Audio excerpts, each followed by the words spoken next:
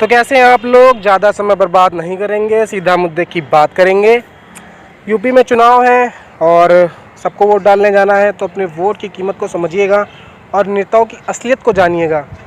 तो उसी पे मैंने कविता लिखी है, मुझे लगता है आपको पसंद आएगी। कि कुछ दिनों से हमें एक शख्स नज़र आते हैं, कुछ दिनों से हमें एक शख्स नज़र आते हैं, अपनी प्रशंसा के लिए लोगों से झूठ बुलवाते हैं, बोलते हैं ऐसी मधुरवाड़ी, लोग उनकी जाल में फंस जाते हैं। उपाधि कोई थी ना मिली, इसीलिए नेता नाम से जाने जाते हैं।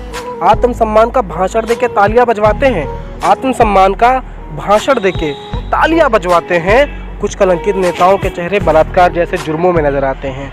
दो मुँहे सांप हैं ये 5 साल डसते हैं, दो मुँहे सांप हैं ये 5 साल डसते हैं। चुनाव आते ही भैया भैया कह के हंसते हैं। जाति धर्म का खौफ दिखाकर, जाति धर्म का खौफ दिखाकर, टैबलेट मोबाइल का लॉलीपॉप दिखाकर, बुआ भतीजा चच्चा बच्चा सब एक संग हैं बैठक, आपस में चल रही नोकझोंक जनता का यू टिकटॉक दिखाकर। नहीं रत्ती भर ईमान है इनका, नहीं रत्ती भर ईमान है इनका, बड़े बड़े घोटालों में नाम है जिनका।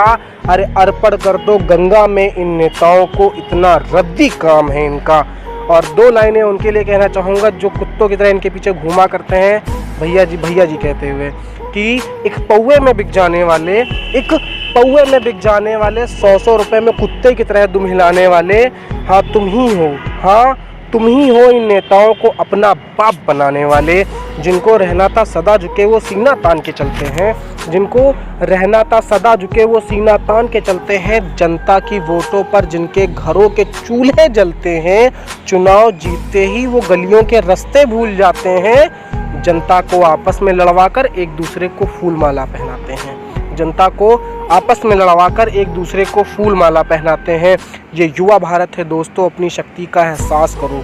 ये युवा भारत है दोस्तों, अपनी शक्ति का एहसास करो। और नेताओं तुम लालच ना दो, विकास करो।